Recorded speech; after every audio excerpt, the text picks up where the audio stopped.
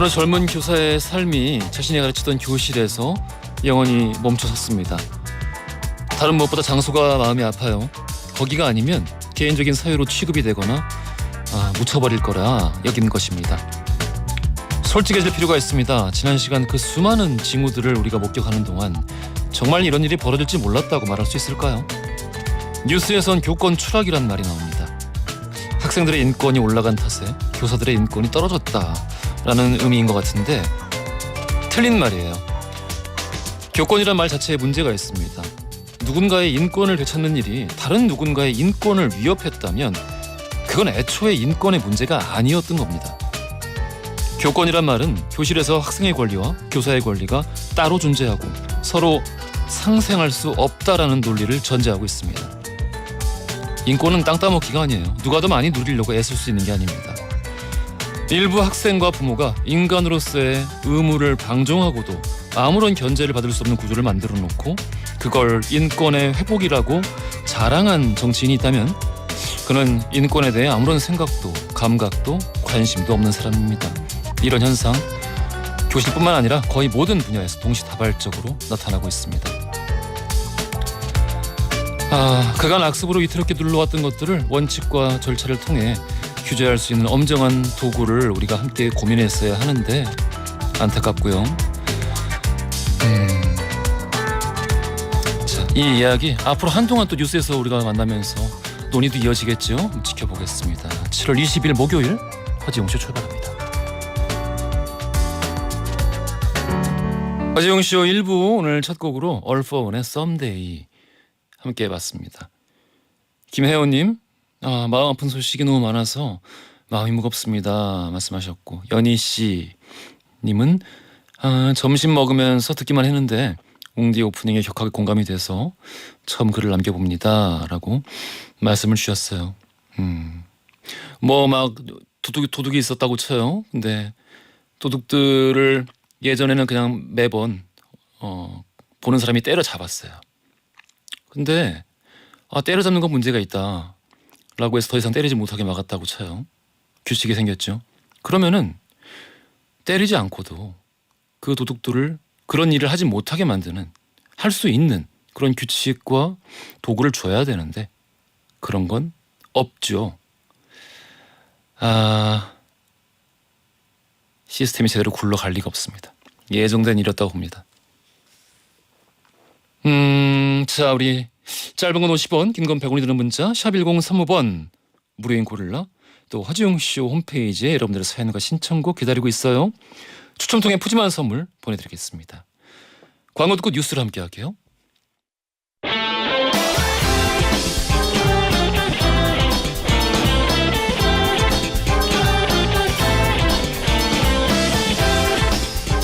트렌디한 뉴스를 따라갑니다. 손이의 애, 허지웅의 집, 애지 중지 뉴스.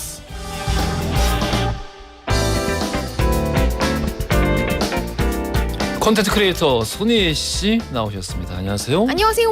자, 오늘도 덥죠? 네, 그렇습니다. 오늘 폭염특보. 진짜 덥던데요. 오. 저 양산 쓰고 왔는데 양산을 해가 뚫고 들어오는 느낌이었어요. 그래요. 이 미국과 유럽도 그 아주 기록적인 폭염에 시달리고 있다고 합니다. 맞아요. 우리나라만 끓고 있는 건 아니고요. 지구촌 전체가 진짜 펄펄 끓고 있는 상황입니다. 남유럽, 미국 남부, 중동 등등 북반구의 주요국 최고 기온 섭씨 40도를 이미 넘긴 지 한참 됐습니다. 그래서 일부 유럽 국가 같은 경우에는 관광객들의 건강을 위해서 아예 관광지를 폐쇄하는 조치도 내리고 있다라고 하더라고요. 예. 이 폭염이 침묵의 살인자 이런 별명이 있거든요. 그렇다 보니까 다들 좀 조심하시고 이제 그늘에서 잠시 쉬어가는 이런 생활을 하시면 좋을 것 같습니다. 소리 없이 사람을 이 죽음으로까지 몰고 갈 수 있다. 그렇죠. 일사병, 열사병 갑자기 이렇게 어지러워서 픽 쓰러지는 분들도 종종 있잖아요. 그래요. 다들 조심하셔야겠습니다. 네. 첫 번째 뉴스부터 들어가 볼게요. 네, 오늘의 첫 번째 소식, 높아지고 있는 여자 축구의 위상입니다. 오늘 여자 축구 월드컵이 개막합니다. 네, 위상이 올라간 여자 축구에 관련된 소식들을 정리를 봤습니다. 예. 네, 오늘입니다. 2023 국제축구연맹 호주 뉴질랜드 여자 월드컵이 개막을 하는데요. 네, 우리 대표팀들도 이제 각오를 다지고 있습니다. 예. 뭐 사실은 여자 월드컵은 남자 월드컵에 비해서 조금 덜 유명한 게 사실이긴 합니다. 네, 그래도 몇 년 사이에 유럽 등등에서 여자 축구 바람이 휘잉 불면서 관심도가 높아지고 있어요. 예. 특히나 4년 전에 프랑스 여자 월드컵이 있었을 때 이때 전 세계에서 10억 명의 시청자가 이 월드컵을 봤을 정도로 역대급의 인기를 누렸습니다. 그래서 이번에는 더 뛰어넘을 것으로 예상이 되고요. 예. 당초에 피파가 원래 이제 개막 경기가 열리는 장소를 4만석 정도의 경기장으로 예약을 했었거든요. 근데 생각보다 예매를 훨씬 많이 하는 거예요. 그래서 8만석이 넘는 경기장으로 이미 바꾼 상황이라고 합니다. 그렇군요. 이번에는 호주와 뉴질랜드 두 나라가 공동 개최를 하는 건데요. 이 개막식과 개막전은 뉴질랜드 오클랜드에서 열리고요. 4강전은 호주 시드니와 뉴질랜드 오클랜드, 그리고 결승전은 시드니, 3, 4위전은 호주 브리즈번에서 열린다고 합니다. 그래요. 우리 선수들도 좀 본선에 진출을 했고. 네, 그렇습니다. 2003년에 처음으로 여자 월드컵에 나갔었습니다. 예. 그래서 안타깝지만 본선 진출은 계속 좀 실패를 하다가 2015년, 2019년에 본선 진출 성공했고요. 이번에도 성공을 해서 이제 3회 연속으로 진출에 성공을 했습니다. 예. 특히나 이번에 또 우리가 이 월드컵을 좀 주목을 해야 되는 이유가 있어요. 예. 바로 우리나라 대표팀을 이끌어온 황금 세대의 마지막 월드컵이 될 것 같다. 이렇게 좀 표현이 되더라고요. 황금 세대? 네, 그러니까 이게 무슨 말이냐면 그러니까 황금 세대라고 불릴 만큼 마치 우리 2002년도가 우리의 월드컵에서 황금 세대였다. 남자 축구에서는 그렇게 표현이 되는 것처럼 현재 67골을 터뜨렸던 월클 지소연 선수를 비롯해서 국가대표로는 145경기나 뛴 조소연 선수 등등이 이제 은퇴를 앞두고 있습니다. 예. 그리고 2000년대생 4인방이라고 불리는 천메시라고 불리는 천가람 선수, 그리고 추효주 선수, 그리고 배예빈 선수, 그리고 최초의 다문화 가정 선수인 KC 유진페어 선수들이 있기 때문에 우리가 진짜 훨씬 재밌게 정말 박진감 있게 볼 수 있는 그런 경기가 될 것 같다라고 하더라고요. 지금 우리 대표팀의 감독이 네, 영국 출신의 예. 콜린 벨 감독인데요. 콜린 벨 감독님. 네, 여자 축구로는 최초의 외국인 감독님이라고 합니다. 근데 이 감독님이 한국말을 또 굉장히 잘하셔가지고 그래요? 꽤 유명하거든요. 오. 근데 유독 자주 쓰시는 말이 있는데 빨리빨리, 고강도 이런 말을 좀 많이 쓰신대요. 한국분 아니세요? 그러니까요. 빨리빨리 고강도 둘 다 너무 너무 한국스럽죠. 예. 네, 그래가지고 이제 그런 걸로 좀 유명해진 분이기도 하고요. 그래서 이제 고강도의 축구를 우리 좀 이번에 제대로 볼 수 있지 않을까. 뭐 그렇게 얘기가 되더라고요. 이번 월드컵 이제 그 희애 씨 덕분에 네, 새롭게 주목하신 분들이 계실 거란 말이에요. 그렇죠. 뭐를 좀 중점적으로 보면 될까요? 일단은 우리의 첫 번째 경기는 25일 화요일 오전 11시에 콜롬비아와 있고요. 그리고 이제 남자 축구 쪽에서 브라질이 좀 최다 우승팀이라면 예. 여자 축구 쪽에서는 미국이 최다 우승팀입니다. 그래서 이번에도 미국이 이제 3연속으로 우승이 가능할지 이게 좀 관전 포인트라고 하고요. 그리고 우리의 이제 선수들 워낙 유명했던 선수들만 마지막인 게 아니고 전 세계적으로도 전설로 꼽히는 선수들의 마지막 경기가 될 것 같다라고 합니다. 이번 월드컵 자체가 네, 그렇습니다. 그래서 브라질의 마르타 선수 그리고 미국의 메건 래피노 선수가 이제 이번을 끝으로 은퇴를 선언했다라고 하더라고요. 예. 그래서 요즘에 사실 우리가 비로 인해서 마음이 굉장히 안 좋은 상황이잖아요. 그래서 경기들을 조금 보면서 마음에 좀 안정을 찾고 약간의 위안을 좀 삼을 수 있으면 좋을 것 같습니다. 평안과 위로가 네. 함께하는 또 용기를 주는 그렇죠. 힘찬 즐거운 그런 월드컵이 되길 바라겠습니다. 네. 다음 뉴스 가볼게요. 네, 두 번째 소식 1세대 사과폰 2억에 팔리다. 입니다. 나 이거 가지고 있을 걸. 아니 근데 갖고만 있어서는 안 돼요. 공장에서 나온 그 비닐 그대로 안 뜯은 거였어요. 이거는. 그건 불가능하지. 그렇죠. 그 어렵죠. 1세대 아이폰은 1세대 이 사과폰은 쓰긴 쓰셨어요. 1세대를? 그럴 수가 없죠. 왜냐면은 우리나라 아직 안 나왔어요. 그 3GS라는 모델부터 나왔었고 저는 1세대 모델을 당시 이제 인터넷 해외 구매로 어렵게 구해서 쓰지는 못하고 소장만 와이파이 연결해가지고 인터넷 한번 써보고 그거 자체로도 너무 신기했어. 왜냐면 우리나라는 당시에 이제 위피라고 해서 통신사들이 인터넷 1분 접속하면 얼마. 아. 이런 식으로 과금을 했었어요. 아, 맞아. 그래서 그때 중간에 있는 버튼 딱 누르면은 아, 그렇지. 순식간에 요금 엄청 올라가고. 뭐 그랬었어. 네이땡 뭐 맞아요. 맞아. 이런 거 눌러가지고 요금 진짜 엄청 폭탄 맞고. 그랬었어. 시대가 많이 변했죠. 맞습니다. 그러니까 2억이 넘게 이제 팔렸다라는 게 경매에서 낙찰됐다라는 건데요. 며칠 전에 있었던 미국의 한 경매에서 포장도 뜯지 않은 1세대의 사과폰이 19만 372달러 정도, 우리 돈으로는 2억 4천 정도에 낙찰이 됐습니다. 예. 그러니까 공장에서 밀봉된 상태의 4기가바이트의 사과폰이었는데요. 원래 판매 가격은 599달러. 그러니까 우리 돈으로는 한 76만 원 정도였습니다. 예. 그러니까 300배가 넘는 가격에 팔리게 된 거고요. 사실은 이 사과폰 1세대가 경매에 나온 게 처음은 아니었는데 역대급의 금액을 이번에 찍은 거였어요. 왜냐하면 일단 4기가바이트라는 걸 좀 주목을 할 만합니다. 서기거. 왜냐하면 이제 우리가 8기가도 있었고 4기가도 있었거든요. 예. 그런데 이제 사과사에서 8기가가 조금 더 잘 팔려가지고. 아, 희소성이. 맞아요. 그래서 8기가를 좀 중점적으로 팔았고 4기가는 중간에 단종을 했었습니다. 그렇다 보니까 4기가바이트의 사과폰은 이 수 자체가 워낙 적잖아요.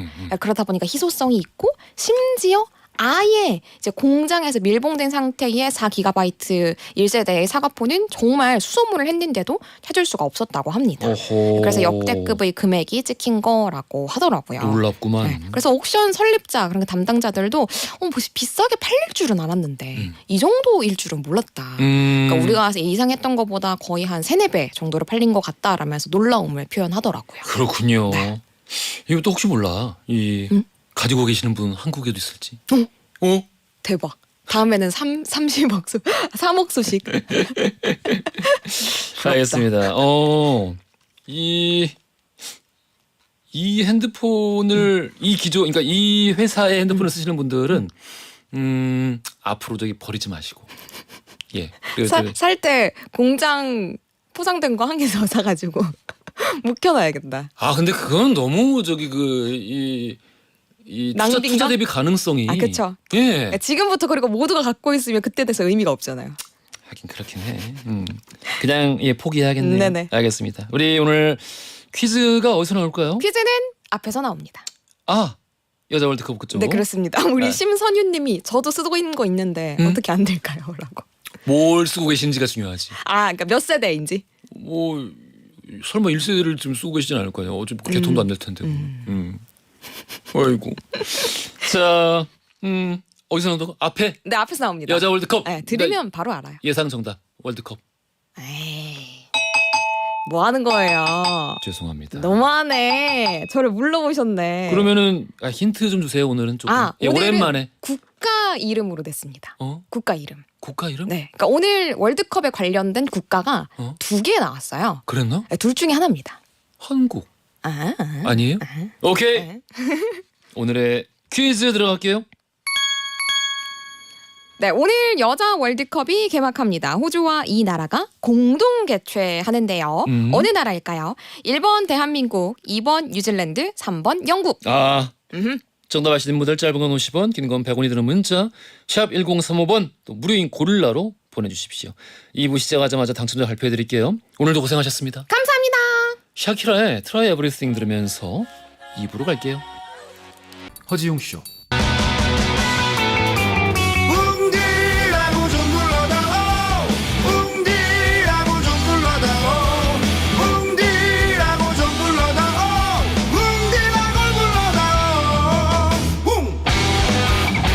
세상을 향한 유쾌한 궁금증 허지웅 쇼. 허지용 쇼 2부로 돌아왔습니다. 퀴즈 정답 2번 뉴질랜드였죠. 위은조님 2번 뉴질랜드 하시면서 제 여동생도 축구선수 꿈나무예요. 여자 축구도 많은 관심 가져주시면 좋겠어요. 말씀 주셨고요. 위은조님, 김한면님 3841 0778 9121 쓰시는 분 5분 커피 쿠폰 지금 바로 보내드릴게요. 시원하게 맛있게 드십시오. 자, 오늘 히스토리 월드 역사 이야기 나눠보는 시간이죠. 오늘은 썬킹 교수님이 없습니다. 사정이 있대요. 만주를 다녀오셨죠? 박강일 작가님과 함께 오늘 만주답사 관련한 특집으로 전해드리겠습니다. 광고 듣고 박강일 작가님 바로 만나볼게요.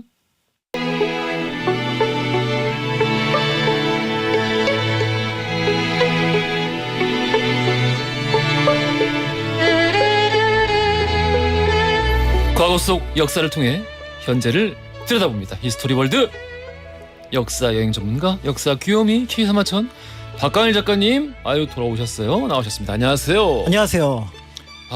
만주 어땠어요? 만주 좋았습니다. 어떻게? 그러니까 정말 오래간만에 이제 많은 사람들하고 답사를 하기도 했었고요. 예.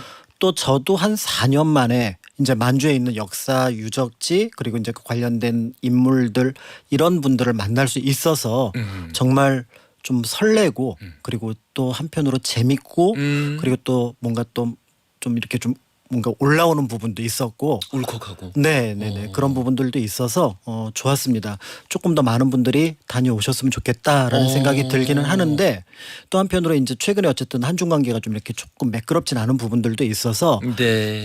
특히 이제 그 연변 지역 같은 경우는 약간씩 그러니까 이제 가는 시기에 따라서 볼 수 있는 것들이 조금 달라지기도 하고 규제를 하나요? 네 때에 따라서는 여기가 이제 뭐 통제되었다 여기는 또 볼 수 있다 뭐 이런 부분들이 있기도 하지만 그럼에도 이제 만주 지역의 독립운동의 흔적들을 본다는 거는 현재 우리를 또 다시 돌아보는 중요한 의미를 가질 수 있을 것 같아서 권해드립니다. 아마도 그래서 오늘 만주답사 이야기 특집으로 꾸밀 테니까 이 독립운동에 관련된 그렇죠. 이야기들이 또 이제 나올 것 같은데 네. 기대를 하고 있었습니다. 엄소리님께서 박강일 작가님 국외 보훈 사적지 탐방 다녀오셨나요?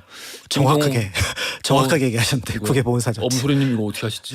국외 보훈 사적지. 네. 전에 이제 우리 김동우 작가님이 네네네. 특집으로 우리 한번 나오셔가지고 당시 사진들 보여주시면서 설명도 해주시고 맞습니다. 굉장히 뭉클했었는데 엄소리님이 우리 애국소년들의 독립운동 발자취를 찾아가 주셔서 감사하고 고생 많으셨습니다 이렇게 말씀 주셨어요. 네, 저도 이제 오래간만에 가다 보니까 이제 특히 예전에 이제 못 가본 곳들을 조금 짬을 내서 다녀왔었는데 예.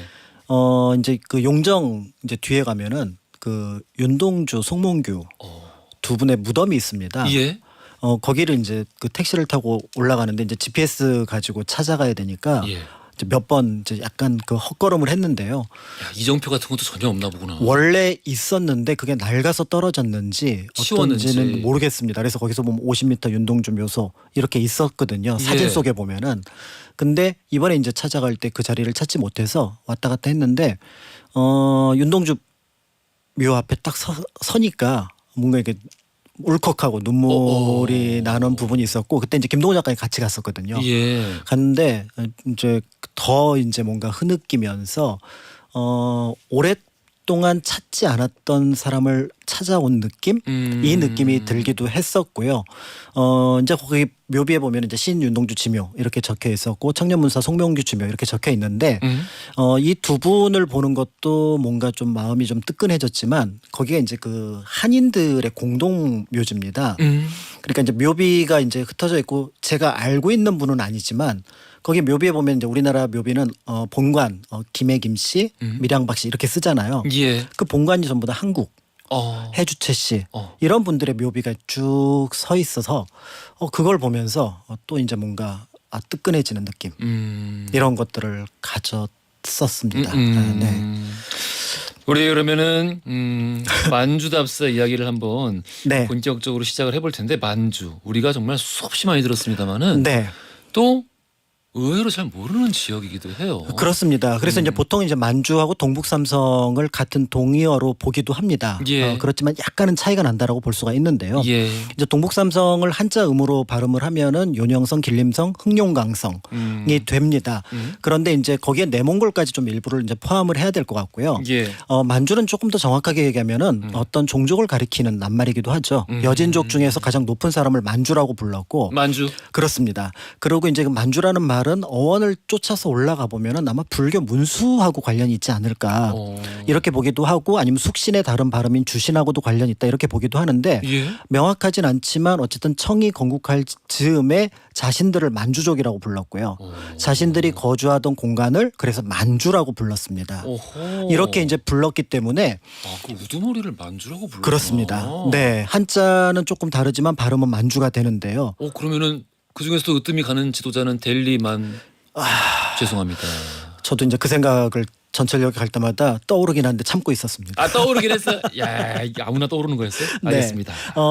그런 의미를 가지고 있었는데 예? 이 만주가 가지고 있는 게 이제 청이 사실은 이제 북경으로 이제 도읍지를 옮겨가게 되면서 이 지역에 이제 인구를 남겨둘 수는 없으니까 워낙 인구가 소수였기 때문에 예. 여기를 아예 못 들어오게 합니다. 봉금이에요. 봉금. 예, 그래서 봉금 정책을 1880년대 푸는데 그 전까지는 여긴 아무도 못 들어온다. 근데 사실은 들어올 사람이 없어요. 몽골 사람이 북쪽에 살짝 들어올 수 있고 그 외에는 전부 다 압록강, 두만강 건너에 있는 조선만 여기를 들어갈 수가 있는 거죠. 하긴 연결이 됐으니까. 그렇죠. 예. 그렇다고 러시아 사람들이 1860년에 연해주 얻기 전까지는 이 근처에 얼씬도 안 했으니까. 그러니까 이제 이 지역은 빈 공간이었으니까 예. 이제 우리가 볼 때는 독립운동을 하기 위해서 일제의 손도 피하고 또 한편으로 중국 본토로 가면 또 중국인들하고 약간 트러블이 있잖아요. 그렇죠. 그러니까 이제 그것도 피할 수 있는 공간으로서 이제 압록강 넘어서 두만강 넘어서 가다 보니까 예. 자연스럽게 만주가 독립운동의 성지. 음. 그래서 이제 그래서 이제 한국 사람들은 이 백두산 천지를 기준으로 이제 압록강 두만강이 흘러가는데 또 북쪽으로 송화강이 흘러가잖아요. 예. 이제 그게 도문강 옆이 또 지류가 흘러가고 그러니까 강과 강 사이에 있네. 이렇게 부르니까 그 지역을 간도라고 부르는 거예요. 그래서 사이간자에다 섬도자를 쓰는 겁니다. 그래서 간도라는 말을 같이 쓰는 거구나. 그렇습니다. 그래서 이제 그 간도라는 말은 우리가 붙인 말이고요. 예. 중국에서는 쓰지 않는 말입니다. 그렇겠죠. 네, 그렇게 하는데 이제 이거를 구분을 해야 되니까 워낙에 넓으니까 백두산을 기준으로 동쪽이 북쪽에 있습니다. 그래서 여기를 북간도. 북간도. 그다음에 백두산을 기준으로 서쪽은 남쪽에 있지만 서쪽에 있으니까 서간도. 이렇게 이제 부르면서 이제 만주라는 지명 또 간도라는 지명 이런 것들을 이제 같이 이제 쓰게 되는데 이제 이거를 가만히 유심히 지켜보고 있었던 두 나라가 있습니다. 일본, 두 나라가 예. 러시아.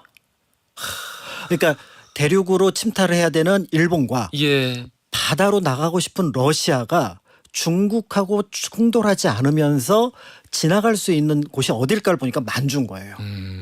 그러니까 러시아도 남쪽으로 그러니까 리순왕을 염두에 두고 있었고 여순왕을 염두에 두고 있었고 마찬가지로 일본도 여순왕을 통해서 동쪽 만주 서쪽 중국 본토니까 이쪽으로 들어갈 생각을 하니까 이 만주가 두 나라의 이권이 걸려 있는 나라였어요. 그러니까 우리 독립운동가들이 그곳으로 집결할 수밖에 없었던 것도 굉장히 지정학적인 이유고 그렇습니다. 그리고 일본과 러시아가 이쪽에 눈독을 들이고 여기로 또 모인 것도 여기서 격돌을 한 것도 결국 지정학적인 거죠. 그러니까 이제 우리는 사람들이 하나씩 넘어가서 농사를 짓고 개간을 하면서 삶을 영위한다면 러시아와 일본 같은 경우는 전략적으로 이 부분을 염두에 두는데 이제 그게 이제 첫 번째로 노골화되었던 게 청일전쟁 직후에 시모노세키 조약에서 우리가 여러 가지가 있지만 배상도 있지만 가장 중요했던 게 두 개의 영토를 중국에서 떼어내려고 하잖아요. 하나가 대만이고 하나가 요동반도입니다. 예. 그러니까 요동반도를 바탕으로 해서 이제 만주로 나가려고 했던 거죠. 근데 대만은 별 문제가 없었는데 이 요동반도는 앞에서 말씀드렸던 것처럼 러시아가 관심을 갖고 있잖아요. 저놈이 하면서 독일 프랑스 부릅니다. 왜냐하면 요동반도 바로 밑에 산동반도에 독일이 예. 이권을 가지고 있는 곳이기 칭다오가 바로 그런 곳이기도 하고요. 칭다오에 독일이 권리를 가지고 그렇죠. 있어요. 그래서 맥주가 청도 맥주. 감사합니다. 네, 그래서 이제 그렇게 연결이 되어 있고 프랑스로 볼 때는 러시아를 통해서 중국 쪽에 뭔가 이제 자금 투입을 할 수 있다라고 판단을 했던 거죠. 이게 이제 우리가 알고 있는 1895년의 삼국 간섭입니다.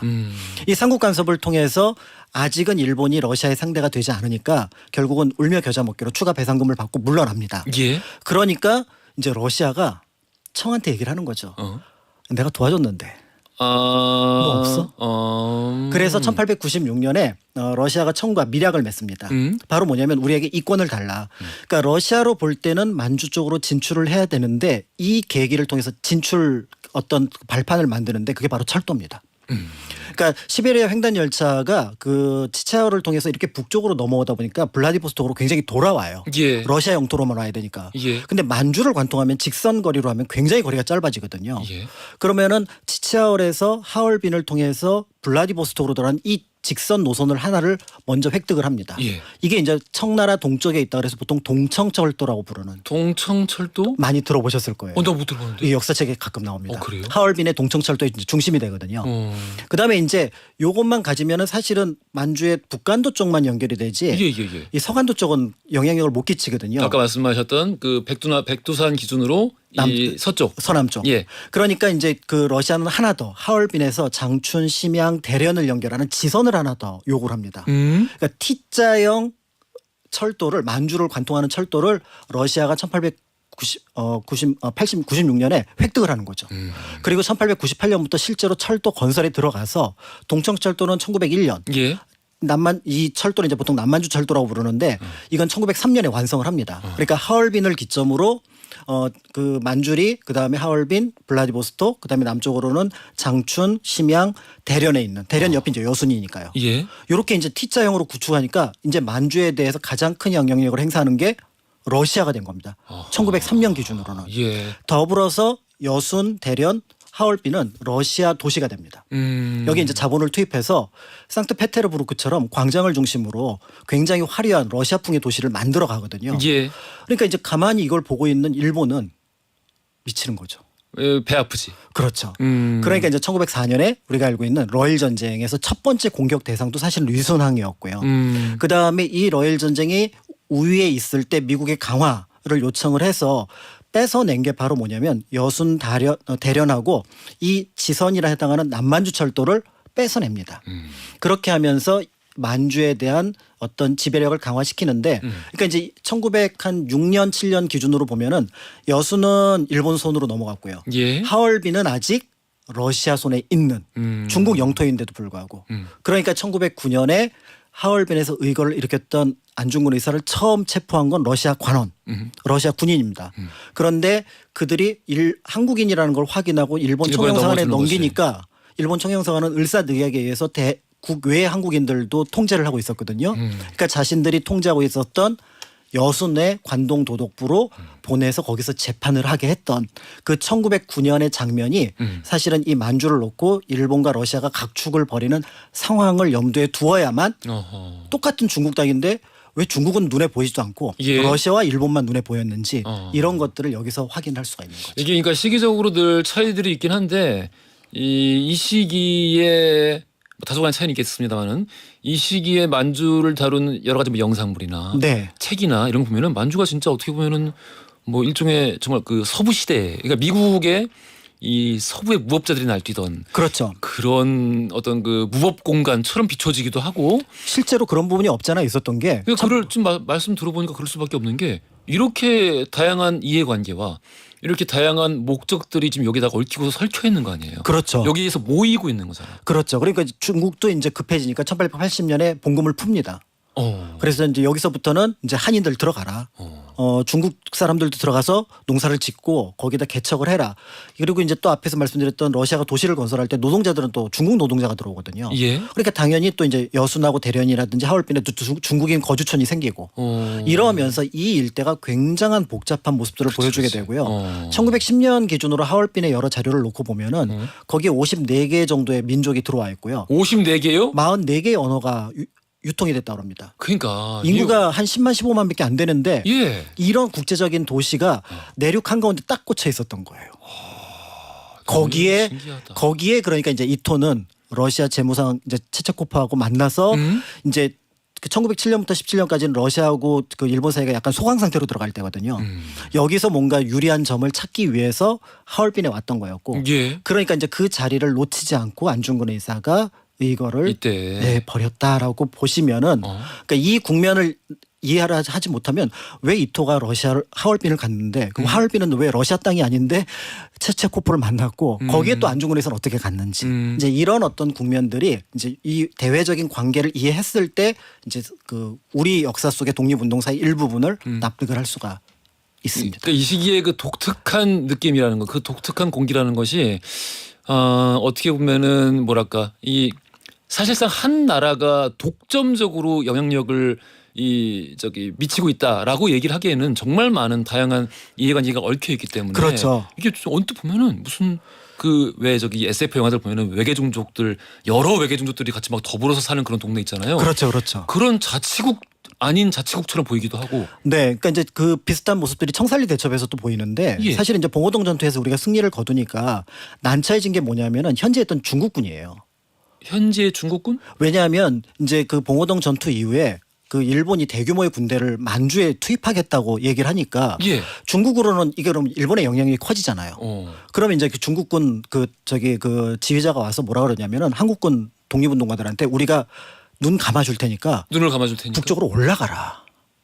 그러라고요. 그게 그 회피하는 과정에서 사실은 일본 그 관동군 부대하고 이제 19사단하고 부딪혔던 게 청산리 전투거든요.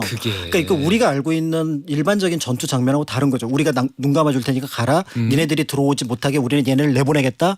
이런 어떤 장면들이 어떤 한 나라의 영토에서는 벌어지기 어려운 모습인데. 그렇지. 어떤 특정 한 나라에. 그렇죠. 근데 만주에서는 그런 일들이 계속해서 1920년대까지도 벌어졌구나라는 것들을 알 수가 있습니다. 만주가 특이해 그래서. 특이해요. 그러니까 이제 이거를 바탕으로 이제 여러 사건들이 벌어지니까 그거를 이제 우리나라에서는 또 이제 다른 방식으로 채택해서 만든 게 놈놈놈. 예. 그게 이제 15만 원 탈취 사건이라고 1920년 뭐 무슨 탈취 사건? 15만 원 탈취 사건이라고 15만 원을 탈취까지 해야 돼요?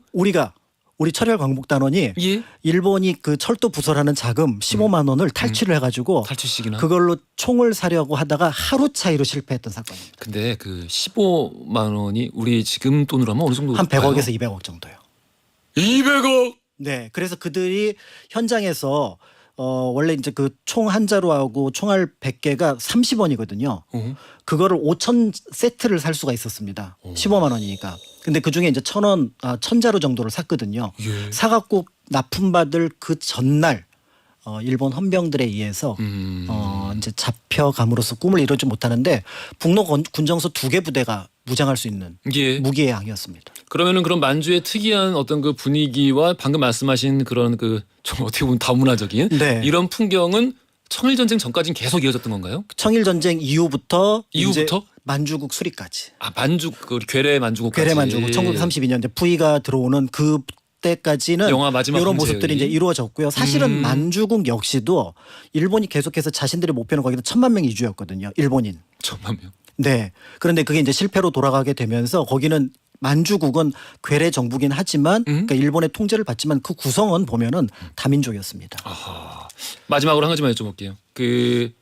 그런 종류의 선입견을 가진 사람을 제가 이전에 한번 온라인에서 본 적이 있어요. 이 당시에 만주란 공간이 이때 독립운동가들 말고 네. 독립운동가들 말 이외의 다른 조선인들은 좀 다소 좀 불량하거나 네. 이 범죄적 성향이 강한 사람들이 주로 갔다라는 이제 그 맥락의 이야기를 이제 그 좀 심하게 쓴 거를 봤었는데 네, 네, 네.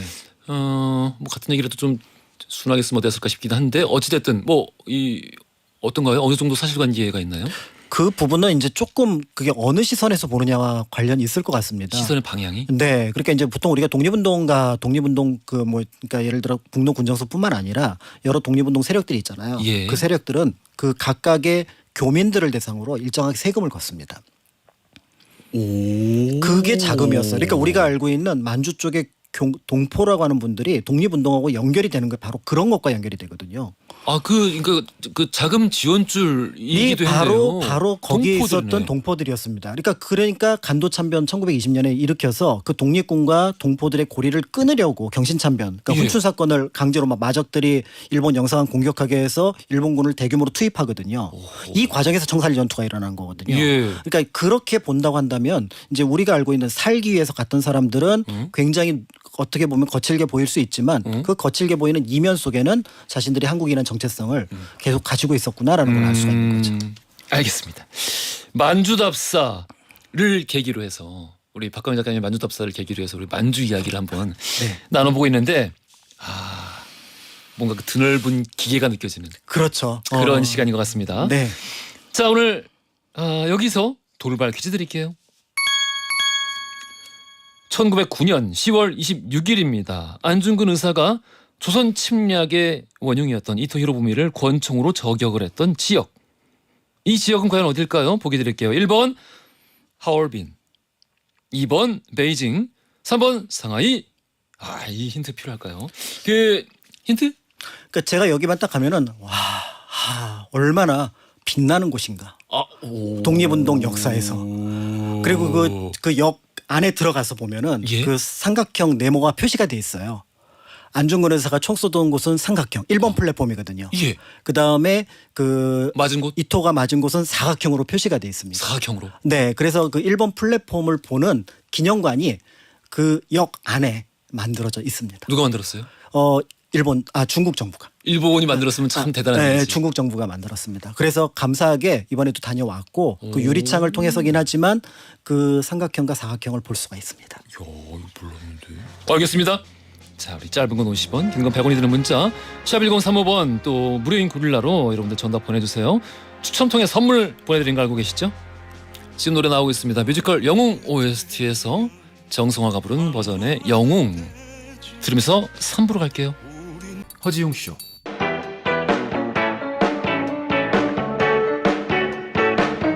그래 알고 있어 심심한 걸 졸린 점심시간 너무나 싫어서 라디오를 들으면서 혼자서 달리는 12시 5분 그 여름날 밤 라디오의 음악 속에 잊을 수도 없는 춤을 춰 귓가를 울리는 우리 목소리에 믿을 수도 없는 꿈을 꿔 이제는 정오의 바쁜 햇살 아래 헤드폰을 쓰고 춤을 춰 귓가를 울리는 슬픈 음악 속에 나눌 수도 없는 춤을 춰 여러분은 지금 삶이 행복해지는 순간 허지웅 쇼를 듣고 계십니다. SBS Love FM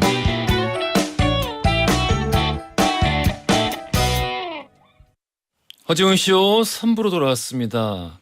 히스토리 월드 오늘 만주를 다녀오신 박광일 작가님과 함께 만주 탑사 특집으로 전해드리고 있어요. 자, 이 코너 팟캐스트로 언제나 즐길 수 있는 거 알고 계시죠? 자, 우리 그 3부로 넘어오면서 정성화 씨가 부른 버전의 저 영웅도 영웅. 듣고 왔는데 정부가 세상에 태어나 큰 꿈을 많이 들으셨죠? 네. 전 뮤지컬을 그 정성화 버전에 맞춰서 듣느라고 이제 몇 번 예약을 기다렸다가 했었거든요. 근데 확실히 다 알고 있는 내용. 예, 그렇죠. 예, 그럼에도 또 예술적인 그래서 우리가 미처 생각하지 못했던 아주 작은 부분을 크게 키우니까 그러니까 그 역사라는 게 굉장히 잔인한 표기예요. 그러니까 역사. 감정을 최대한 숨긴 채 그냥 사실 중심으로 쭉 써나가는데 사실 학자에겐 그런 태도가 요구되죠. 그렇죠. 예. 그런데 이제 그걸 살짝 벗어나면은 그 한 줄을 쓰기 위해서 얼마나 많은 희생들을 했고 얼마나 많은 노력을 했는지 또 이런 것들은 또 현장 답사를 통해서 짐작해 볼 수가 있는 거죠. 그러니까 단순하게 글로 봤던 공간이 아니라 저기에 안중근 의사가 서 있었어. 예. 여기에 안중근 의사가 갇혀 있었어. 그리고 여기서 재판을 받았구나. 라고 하면은 뭔가 이제 좀 이렇게 좀 소름이 끼치는 모골이 송연해지는 그런 느낌을 저뿐만 아니라 같이 갔던 많은 사람들이 느끼기도 했습니다. 우리 또 이야기를 이어나가기 전에 그 작은 저의 궁금증. 아까도 그 우리 하얼빈역 안에 작게나마 네. 그 이제 그 기념하는 또 그 당시를 기록하는 이런 종류의 공간이 마련이 돼 있다라고 말씀해 주셨는데 그렇습니다. 중국이 그걸 왜 해줬지? 사실은 이제 이게 그 이전에 정부에서 중국하고 이제 한국하고 굉장히 밀착했던 적이 있었어요. 예. 박근혜 정부 때. 예. 그때 이제 기억하죠. 중국에서 그러면은 안중근 의사와 관련한 공간을 별도로 만들겠다. 그때 라고 하면서 사실은 그 표기는 이전부터 있었고요. 표기 자체는 예, 그 왜냐면 삼각형, 사각형. 예, 워낙에 그건 중요한 자리였었는데 근데 그거를 볼 수 있는 기념관을 만들어 놓아서 지금도 이제 저희가 가서 거기에 그 기념관 열려 있는 시간에는 유리창을 통해서 바로 그 모습을 볼 수가 있고요.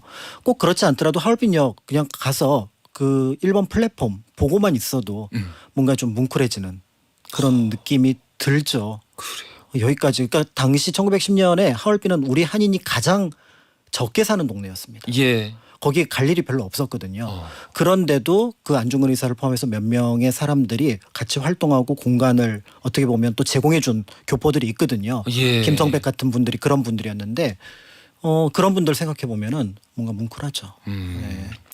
맥주 잘 안 마시지만 저는 칭 안 마시고 하 마십니다. 그러니까 이게 하얼빈이 또 독특한 게 예. 많은 분들이 놓치는 것 중에 하나가 이 하얼빈이 항구 도시입니다. 항구 도시. 예. 예, 송화강. 예예예. 그러니까 우리는 보통 그 항구 그럼 바다를 생각하지. 바다를 생각하죠. 큰 나라들은 그 어지간한 나라들은 바다가 가는 것 자체가 멀기 때문에 문화 자체가. 예, 그러니까 이제 하얼빈을 처음에 이제 러시아가 전략적 요충지로 삼았던 이유, 그러니까 그건 철도는 이제 결정을 한 건데 그 철도 결정 이전에 그곳을 선택했던 이유는 송화강, 아무르강, 그다음에 우스리강으로 연결돼서 하바롭스크에서 실제로 자신의 자재를 그 하얼빈을 건설하는 건축 자재를 하바롭스크에 싣고 왔어요. 오. 이 강을 통해서. 예, 그러니까 이제 우스리강에서 아무르강을 타고 다시 송화강을 타면은 하얼빈에 도착을 하고요. 예. 알겠습니다. 자, 우리 그러면은 마저 또 이제 이야기를 나눠볼 텐데 아마도 안중근 의사 이야기부터 시작을 하겠죠. 또 네, 안중근 의사와 관련해서 이제 풀리지 않는 이야기들. 풀리지 않는 이야기. 네, 굉장히 많습니다. 이제 보통은 우리가 이제 유해 송환을 못했다 정도로만 알고 있지만 엄밀하게 얘기하면은 그 좁은 여순 감옥의 어느 공간에서 안중근 의사가 순국을 했는지도 명확하지 않습니다. 그러니까 지금 여순 감옥에 가면은 많은 분들이 정말 애통해하는 장소가 있어요. 예. 사형장입니다. 근데 그 사형장이 1930년대에 만들어진. 30년대. 예. 이게 처음에 이제 러시아가 건설을 했지만 일본도 이 지역을 계속 그 통치를 하면서 그 감옥을 확장을 하거든요. 예. 그러면서 사형장을 별도로 바깥에 만들었어요. 그러니까 이 사형장은 1910년에는 그렇지. 없었던 거니까. 그 존재하지 않았던 것이죠. 그러니까 일단 이거는 X입니다.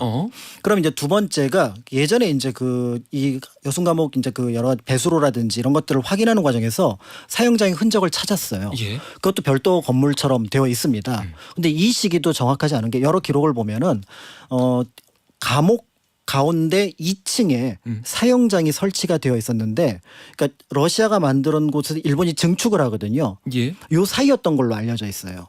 잠깐만 이해가 잘 안 돼요. 그 층과 그러니까 감옥과 감옥이 1층, 2층, 3층으로 되어 있는데 2층과 1층을 뚫어서 예. 하나의 사형장으로 만든 거죠. 그런데 그 2층과 1층 자리가 그 가서 여순 감옥을 보면 회색으로 된 부분이 있고 붉은색으로 된 부분이 붙어 있습니다. 회색, 붉은색. 회색은 러시아가 만든 것, 붉은색은 일본이 만든 건데 그 사이 어딘가에 있었던 걸로 기록으로 남아 있어요. 근데 지금 거기는 그냥 일반 감옥 예. 건물 그 방들만 있거든요. 감방들만. 예. 그러니까 사형장이 그 어딘데 일단 이게 명확하지가 않습니다. 그 기록이 어딘가에 또 있을 것 같은데. 그러니까 이제 일본이 이 감옥을 계속해서 증축하는 과정을 몇 번에 걸쳐서 2번에 걸쳐 증축을 하거든요. 그러니까 이 과정에서 원형이 이제 상실이 됐고, 그다음에 이제 가장 안타까운 거는 유해. 그러니까 이제 일본 감옥법에 따르면은 그 어떻게 보면은 감옥 안에서 죽은 경우는 가족들이 또는 친지가 요구를 하면은 그 유해를 전해주는 것이 원칙인데, 네. 근데 안중근 의사의 유해가 만약에 하얼빈으로 유언대로 가면은 하얼빈이 성지가 되는 거죠. 그리고 정치적인 의미를 가지게 되죠. 그렇죠. 그거를 막기 위해서 결국은 인도하지 않고 자신들이 제멋대로 묻습니다. 근데 문제는 이 1910년 당시에 그 무덤 위치가 어디였느냐라는 건데 이전에는 증언을 통해서 하얼빈 여순 감옥의 북쪽을 팠어요. 여순 감옥의 북쪽. 예, 예. 북쪽의 공간을 팠고 거기에 이제 지금 아파트들이 들어서 있거든요. 예. 그래서 거기를 팠는데 일단 없다라는 것들이 이제 알려지게 되면서 많은 분들이 실망을 했는데 제가 이번에 이제 답사를 갔다 왔지만 예. 거기 보면은 그 중국 정부에서 여기가 원래 하얼빈 그 여순 감옥에 갇혀 있던 사람들이 죽으면 묻는 공동묘지가 있다라는 걸 표식을 해둔 표석이 있습니다. 지금은 야산으로 바뀌어 있지만 아마 이제 연고가 있는 사람들은 그 유해를 발굴해 갔겠지만 그렇지 않은 경우는 거기 어딘가에 유해가 있을 거거든요. 그 야산까지는 저도 이제 본 것 같아요. 사진과 네. 영상으로. 그렇죠. 그래서 예. 그게 이제 동쪽에 있는 그 공동묘지인데 몇몇 역사학자들은 여기다라고 주장을 하십니다. 그러니까 이제 이거는 한국과 중국 정부가 좀 풀어야 될 문제인데요. 박강일 작가님이 생각하시기에는 저는 사실은 어딘지 잘 모르겠어요. 그렇지만 한 번이라도 더 시도해보는 건 의미가 있다. 왜냐하면 지금 북쪽만 시도를 했으니까 동쪽도 한번 시도를 해보면은 어떨까라는 생각이 들고요. 무엇보다도 안중근 의사 유언이 그거잖아요. 나 죽으면은 예. 하얼빈 공원에 묻었다가 나중에 우리나라가 독립이 되면 다시 그 유해를 국내로 안장에 옮겨달라라는 게 유언이거든요. 예. 그러면 우리 독립운동 역사에서 가장 중요한 윤봉길 그다음에 더불어서 안중근 의사인데 그 유해를 우리가 모시지 못한다면은 유언을 들어드리지 못한다면 그렇다면은 유언을 들어드리지 못한다면은 좀 죄송한 일이 될 것 같다라는 생각이 들고 또 한편으로 근대 현대 역사를 찾아가는 작업에 조금은 소홀했다라는 나중에 후대의 평을 들을 수도 있겠다라는 생각이 들어서 어떻게든지 좀 풀어보면서 다시 한번 발굴 작업을 해보면 어떨까 이런 생각을 하게 되는 거죠. 가까운 시일 안에. 네, 가까운 시일 안에 했으면 좋겠고요. 사실은 유해를 찾으면 정말 좋겠지만 유해를 찾지 않는다고 하더라도 이 시도 자체가 국민들에게 알려지게 된다면 그렇죠. 네, 다시 한번 안중근 의사와 그 이후의 역사 상황에 대해서 관심을 가지시는 계기가 되진 않을까. 그리고 이제 그 당시를 둘러싼 어떤 그 사람들의 생각 또 특히나 이제 안중근 의사의 그 마음 생각 또 이제 그 서신 내용들 이런 것들을 다시 한번 되새겨보면서 그렇습니다. 사유를 할 수가 있잖아요. 그렇죠. 그런 기회가 되는 거죠. 그렇죠. 그러니까 저는 그 이번에 이제 또 새롭게 생각했던 것 중에 하나가 바로 뭐냐면 그 안중근 의사 유목을 한 50점 정도 남겼어요. 예. 그래서 이제 그 군인의 본분은 위국 헌신이다. 아 예. 그다음에 하루라도 책을 읽지 않으면 입에 가시가 돋는다. 그래서 많은 한국인들에게 책을 그것은 읽게 예. 만들었던. 그건 이제 예 선생님이 좀 과하게 말씀하신 것 같아요. 그렇죠. 그것 때문에 이제 안 많은 돋았어. 분들이 굉장히 이제 힘들어하고 내가 책을 안 읽었는데 어떡하지 막 이런 고민에 빠지는데 근데 이 유목이 굉장히 흥미로운 부분이 있습니다. 바로 뭐냐면은 그 서명 부분인데요. 예. 서명 부분이 경술년 2월 또는 3월이라고 적혀 있고요. 일단 날짜가 적혀 있습니다. 1910년 2월 또는 3월 이때가 이제 재판이 끝나고 사형 선고가 끝나고 집행을 기다리던 시기거든요. 예. 그러니까 요 시기가 이제 적혀 있고 그다음에 중간에 보면 여어순 과목 중 여순 과목 안에서 썼다라는 것들이 또 적혀 있습니다. 예. 요 한 줄이 이제 그 때와 장소를 얘기를 한다면 그 옆에 그러면 보통은 안중근 서 이렇게 쓰면 되거든요. 예. 그런데 그 위에 대한국인 네 글자가 꼭 들어가 있습니다.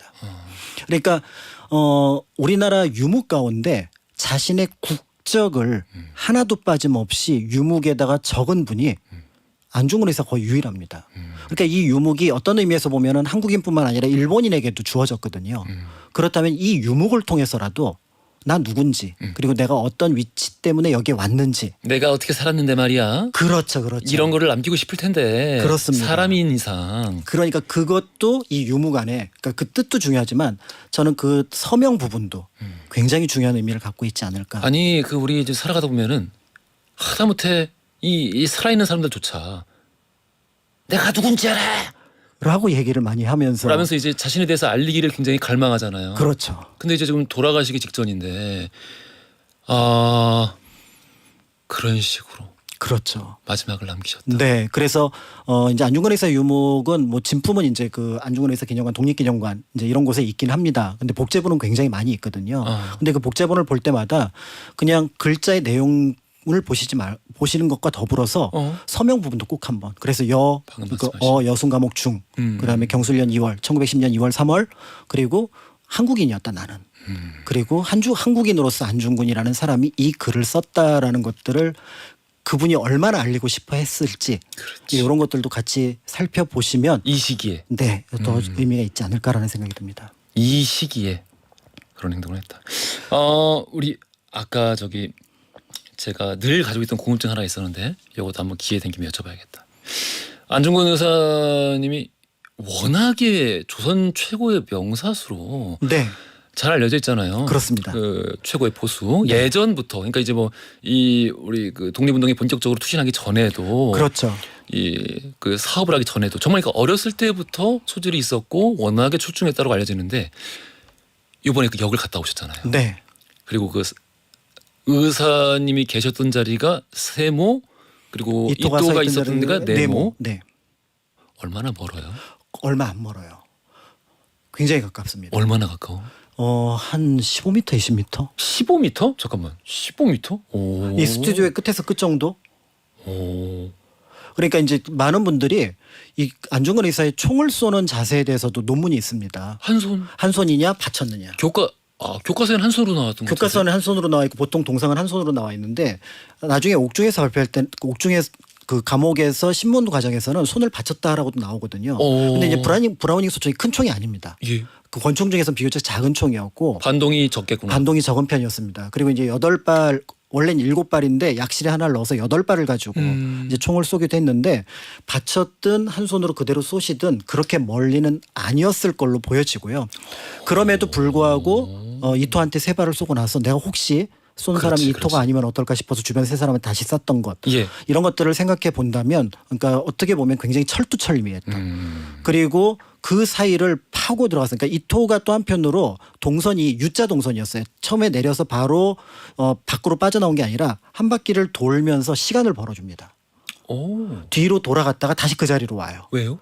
이제 사열하느라고. 아. 예. 그러니까 안중근 의사로 볼 때는 딱 봤을 때 사열하면은 그 위치가 정확하게 보이고 어디로 돌아올지. 그리고 어디로 돌아올지가 보이는 거기 때문에 그 위치를 비교적 예측하기 편하지 않았을까. 이런 것도 현장 가서 보시면은 대략 어떻게 보면은 그냥 글자로 보는 것과는 조금 다른 느낌으로 확인을 하실 수 있습니다. 야, 이거 진짜 살아있는 지식이자 경험이다. 네. 아, 이 처음 알았어요, 저는. 그러니까 15m. 그러니까 이제 하얼빈역 가면은 좀 뭉클해요. 그러니까 하얼빈역도 이게 사실은 좀 묘한 게 원래 있던 하얼빈역하고 똑같이 생겼는데 예. 원래 있던 하얼빈역은 아닙니다. 허물어졌구나. 원래 하얼빈역은 조금 했는데 예. 이걸 다시 현대식으로 지었다가 다시 크게 옛 모양으로 지었어요. 네, 그래서 약간 헷갈릴 수는 있지만 그렇지만 역 플랫폼 자리는 그대로였다. 이렇게 보시면 될 것 같습니다. 우리 그 만주와 관련해서 이야기를 나누면서 안중근 의사에 대한 이야기까지 지금 이야기를 나눠봤는데요. 네. 그런데 이제 그 여순감옥 옆에 사실은 한 군데 더 가야 될 때가 있습니다. 바로 관동 도독부 법원인데요. 관동 도독부. 여기서 6번 재판을 하거든요. 그래서 이제 만화배 재판장하고 미조부치 검사장이 계속 추궁을 하고 여기에 대해서 안중근에서 계속 반발을 하면서 정당성, 독립운동의 의미를 이제 밝혔던 장소인데요. 사실 이 건물도 이제 한동안은 병원 건물로 썼었어요. 그런데 이제 중국 정부에서 다시 이거를 옛 관동도독부 법원 건물로 복원을 했습니다. 예. 그러니까 지금 2층에 가면은 안중근 의사가 재판받았을 당시 모습 그대로 다시 재현이 되어 있거든요. 그런데 이제 제가 이제 한 30명 정도 저랑 같이 갔던 사람하고 이제 방에 들어갔습니다. 요번 그 답사. 네. 그러면 예. 이제 방청객 자리에 딱 앉으면 그 앞에 증인 또는 그 이제 피의자석이 있거든요. 예. 그럼 그 자리를 딱 보면은 제가 사진에서 봤을 때 맨 왼쪽이 안중근 의사. 안중근 의사. 그다음에 우덕순. 그다음에 조도선, 유동화. 이 네 분이 거기에 앉아 있었거든요. 그리고 앞에는 만화배 재판장이 예. 재판을 하고 있었고요. 만약에 우리가 방청객이 되었다면 그때 일본인이 아니라 정상적인 상식을 가지고 있는 사람이었다면 만화배 재판장의 말을 할 때는 우리가 비난을 했을 거고요. 그다음에 안중근 의사나 우덕순 의사 같은 분이 얘기를 했다면은 우리는 거기에 대해서 응원을 했을 거거든요. 근데 그 장소가 바로 그 장소입니다. 그러니까 1910년 2월부터 2월 초 중순까지 재판이 이루어졌던 장소거든요.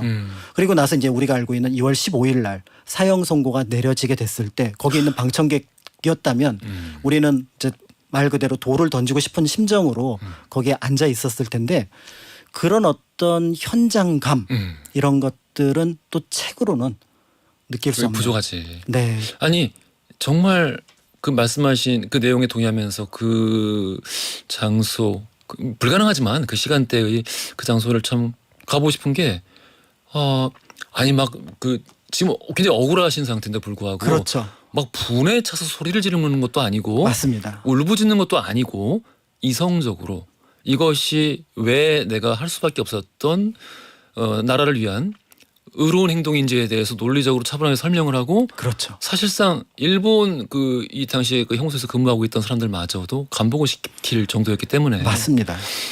이거 한번 보고 싶다. 그러니까 이제 그 장면들을 모두 이제 상상해 본다고 한다 그러면 일본 측은 어떻게든지 형사범으로 일반 형사범으로 만들고 싶었고 그렇지. 안중근 의사는 포로 내지는 정치범으로서 자신의 어떤 역할을 표현하려고 했으니까 이런 어떤 불꽃 튀기는 경쟁은 사실은 또 일본으로 볼 때는 외신에 알려지기를 꺼려 했었고 겁났겠죠. 그렇죠. 이제 그래서 이제 널리 알려지지 않은 사실 가운데 하나가 이때 이제 그 안중근 의사가 안행칠 역사라고 한 자서전을 쓰고 예. 동양평화로 쓰잖아요. 예. 이걸 발견한 게 1970년대예요. 어디서 찾았어요? 일본에서. 일본에서. 그것도 한 번 일본어로 바꾼 거. 그 일본인 수집가가 가지고 있었나요? 그렇습니다. 음. 그러다가 나중에 이제 다시 한자로 원래대로 번역한 걸 찾음으로써 안중근 의사에 대한 그 내력도 1970년대부터 본격적으로 연구가 되었다는 점 이제 이런 것들도 같이 살펴보신다면은 여순 그리고 이제 또 혹시 이제 만주를 관통을 해서 하얼빈까지 가셨을 때 조금은 특별하게 느껴지시지 않을까. 저 고속철도 타고 막 다니면서 이 길을 안중근 의사는 이렇게 하얼빈에서 여순으로 오셨겠구나. 어떤 마음으로? 예. 그리고 이제 저희는 이제 하얼빈에서 공항에서 한국으로 왔거든요. 안중근 의사는 못 오셨어요. 그래요. 아직도 거기 계십니다. 미안한 마음, 죄송한 마음이 같이 들기도 했죠. 알겠습니다. 네. 이제 뭐 방금 다녀오셔가지고 정말 그 따끈따끈한 경험으로부터 네. 이 아직 발에 우러나오는 묻어있습니다. 그러니까 이야기들을 지금 신발에 묻어 계시대요. 네. 이야기들을 한번 쭉 들어봤습니다. 많은 생각을 하게 되는 시간이었어요. 우리 네. 청취자분들도 마찬가지셨던 네, 것 저도 같습니다. 이제 오랜만에 가서 많은 생각하고 또 많은 분들한테 말씀드리겠다 생각을 하고 준비를 했습니다. 감사합니다. 네. 자, 우리 돌발 퀴즈 정답 1번 하얼빈이었고요. 이연승님 92181136 쓰시는 분 세 분 선물 보내드리겠습니다. 축하드리고요. 자, 박강일 작가님 오늘 너무너무 고생 많으셨습니다. 감사합니다. 감사합니다. 안전화 허지용 쇼.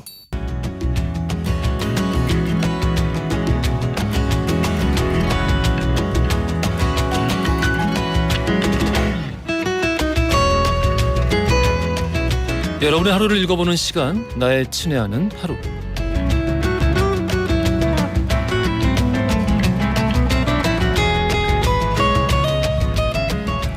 지금 이 시간 여러분들 어떤 풍경 안에 서 계실까요?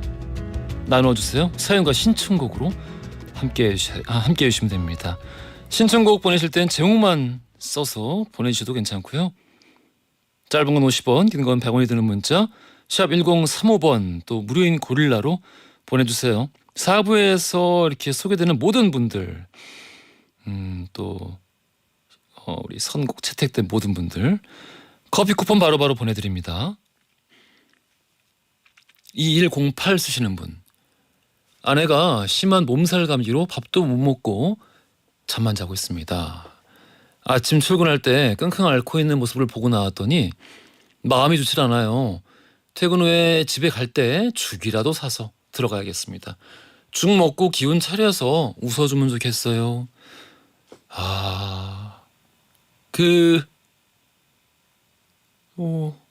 저기 중간에 전화라도 한번 다시 알아서 하시겠습니다만은 전화라도 한번 해보시고 혹시 뭐 입맛 돌아왔다 가면은 또 먹고 싶다고 하시는 거 사서 가면은 또 좋지 않을까 싶기도 하고요. 김진희님, 여기는 거제도입니다. 오랜만에 비가 안 와요. 날씨가 많이 덥습니다. 지금 보는 라디오 보면서 아이스 아메리카노 마시고 또 선풍기 앞에 있는데 행복이 따로 없네요. 그렇죠.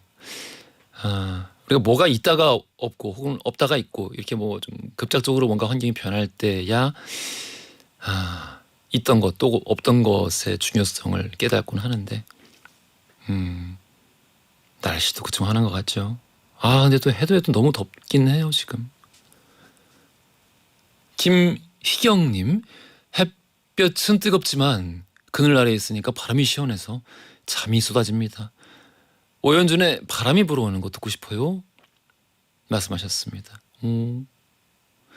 방금 신청하신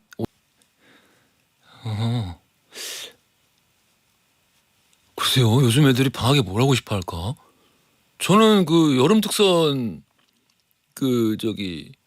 있어요. 옛날에 왜 극장에서 여름마다 하던 이를테면은 슈퍼 홍길동, 우레메,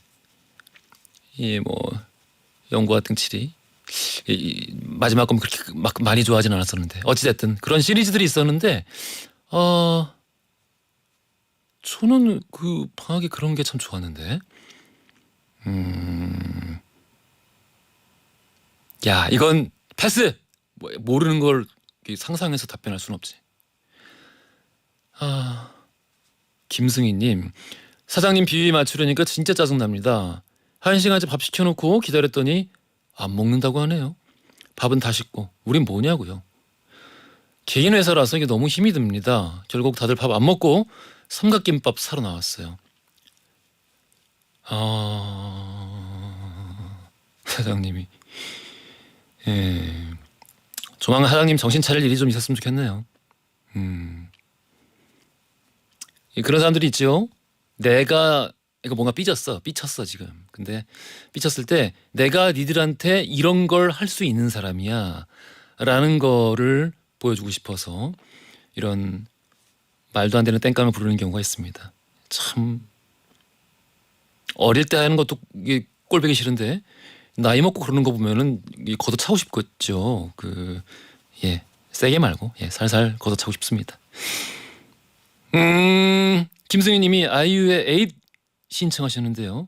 마음 좀 푸시고 가라앉히시라고. 에잇 띄워드릴 거고요. 또 거기에 이세찬님이 신청하신 브레이브걸스의 롤린 붙여서 듣고 오겠습니다. 허지웅 쇼 마무리할 시간입니다. 자, 김형성님께서 지금 이 시간쯤 되니까 일하기가 힘들고 축축 늘어지네요. 얼른 마무리해야 제 시간에 퇴근을 할 텐데 하시면서 넥스트의 해에게서 소년에게 들으면 힘이 날 것 같습니다 하셨어요. 적절한 선곡이십니다. 바로 들려드릴게요. 이 곡 들으시면서 저는 내일 낮 12시 5분 다시 돌아오겠습니다. 연출 최다은, 작가 강미정, 최은채, 영상 김아림, 기술 김원영, 김환기, 저는 허중이었습니다.